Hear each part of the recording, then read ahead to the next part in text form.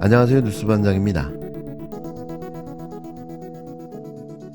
내일이 총선이라면 지역구 의원으로 어느 정당 후보에게 투표할 것인가라는 질문에 더불어민주당이 국힘당을 오차범위 밖에서 앞서고 있다는 여론조사 결과가 나왔습니다.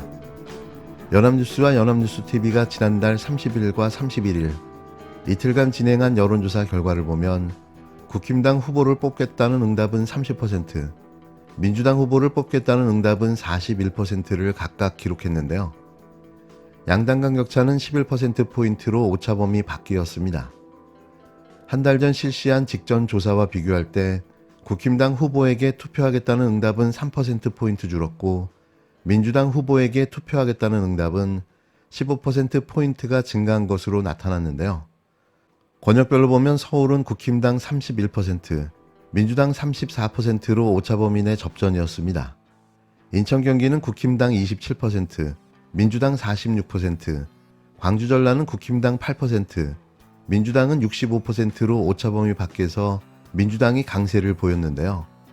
반면 대구 경북에서는 국힘당 44%, 민주당 20%로 오차범위 밖 국힘당이 강세였으며 부산 울산 경남은 국힘당 35%, 민주당 36%로 오차범위 내 박빙이었습니다. 이번 조사에서 개혁신당 후보를 뽑겠다는 응답은 3%, 새로운 미래는 1%로 조사됐고 아직 결정하지 않음이라는 답변은 20%, 지지하는 정당 없음이 3%로 나타났는데요.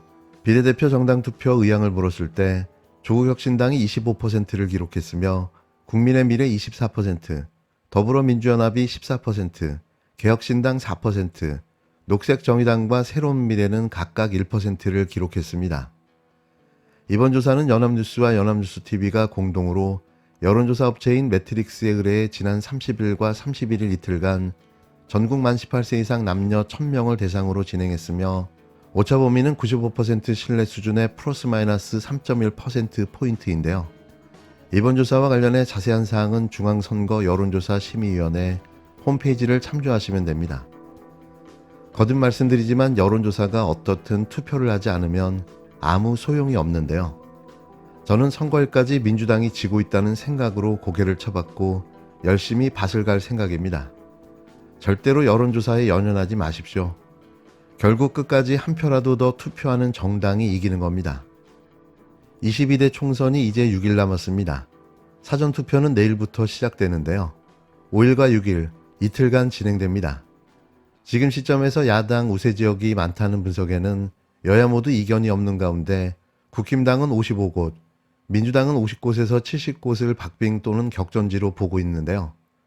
오늘부터 여론조사를 해도 공표할 수 없기 때문에 막판 표심이 안개 속에서 요동칠 수 있습니다. 앞전에 말씀드린 여론조사는 지난달 말 실시한 여론조사로 공표금지 대상에 포함되지 않는데요. 혹시 오해하실까봐 밝혀둡니다. 선거 전망에 말을 아꼈던 한동훈 국힘당 비상대책위원장이 처음으로 입을 열었는데요. 접전지를 포기해선 안 된다며 절박함을 호소하고 나섰습니다. 박빙으로 저희가 분석하는 곳이 전국에 55곳이고 그중에 수도권이 26곳입니다.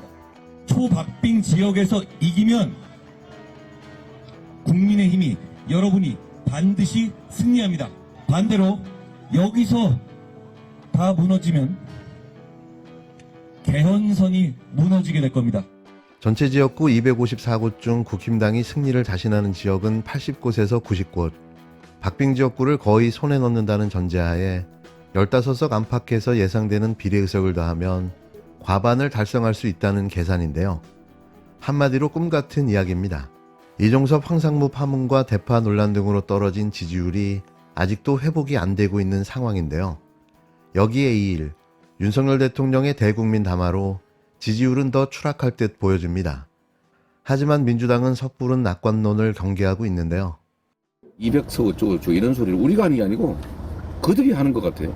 근데 절대로 그런 얘기 현혹되면 안 됩니다. 과반의석을 확보할 수 있도록 정말 절박하게 간절하게 우리 국민들께 호소해야 됩니다. 50개, 49개 선거구가 누가 더 많이 투표에 참여하느냐로 몇십 표, 몇백 표, 많아봐야 천몇백 표로 결정합니다. 확실한 우세로 보이는 지역구는 110곳, 여기에 50에서 70여 곳을 격전지로 분류하고 있습니다. 결국 한강벨트를 중심으로 한 수도권과 낙동강벨트로 불리는 부산 경남 초박빙 지역구의 명암이 승부를 가를 것으로 보여지는데요. 이에 이재명 더불어민주당 대표는 50개에서 49개 선거구가 누가 더 많이 투표에 참여하느냐로 몇십 표, 몇백 표, 많아봐야 천 몇백 표로 결판이 날 것이라고 전망했습니다. 조국혁신당도 일단 여론조사 추이가 그대로 현실화하면 12석 이상이 될 거라고 내다보고 있는데요. 지역구 당선자를 내는 게 만만치 않은 개혁신당과 녹색정의당, 새로운 미래 등은 비례의석 확대에 기대를 걸고 있습니다. 하지만 변수는 투표율인데요.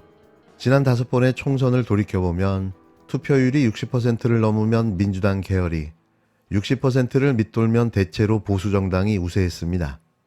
관건은 투표율입니다. 어제는 4.3 추념일이었습니다. 총선을 앞두고 여야 정치권의 공방도 여기에 집중됐는데요. 국힘당은 민주당이 제주 4.3을 정치적으로 이용만 해왔다고 비판했고, 민주당은 국힘당이 4.3 학살의 후예라고 공격했습니다. 총선을 앞두고 제주에서 열린 4.3 희생자 추념식에 정치권 인사들이 대거 참석했는데요. 하지만 윤석열 대통령과 한동훈 비대위원장은 불참했습니다. 이재명 민주당 대표와 윤지옥 국힘당 원내대표가 참석했고, 조국 대표 등 제3지대 선거대책위원장들도 한자리에 섰는데요. 충청에서 강원, 경기 북부까지 격전지 유세를 이어간 한동훈 국힘당 비상대책위원장은 제주 4.3 추념식에 참석하지 못해 송구하다고만 밝혔습니다.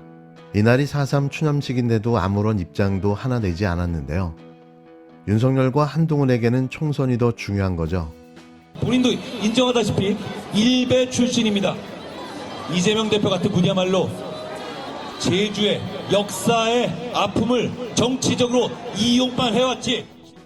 범죄자들과 싸울 때는 절을 하는 것보다 서서 죽을 각오로 진흙밭에 굴르면서 끝까지 시민을 위해 싸우는 게 맞다고 했습니다. 이 4.3 학살의 후예라고 할 수 있는 정치 집단이 바로 국민의힘입니다. 그런데 국민의힘은 여전히 4.3을 폄훼하고 있습니다. 저는 국민의힘이 4.3에 대해서 진정한 제대로 된 인식을 갖고 있다면 말로만 할 게 아니라 4.3을 폄훼하는 인사들에 대해서 불이익을 줘야 마땅하다고 생각합니다. 그런데도 이번 총선에서도 공천장을 지어서 국회의원이 될 수 있는 상을 주고 있습니다.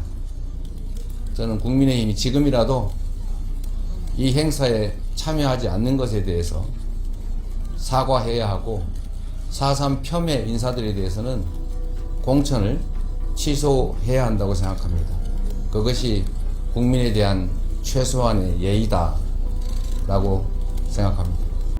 4.3 추념식에서 희생자와 유가족들을 위로한 이재명 민주당 대표는 한동훈 위원장이 추념식에 불참한 것을 비판하면서 국힘당이 여전히 4.3 관련 부적절한 발언을 한 인물들을 공천한다고 직격했습니다. 이 대표는 같은 날 경남 창원과 부산을 찾아 이른바 낙동강벨트 표심 공략에 나섰는데요. 비가 오는 상황에서도 경남과 부산 민심을 파고들며 투표를 독려했습니다. 반성합니다. 사과합니다.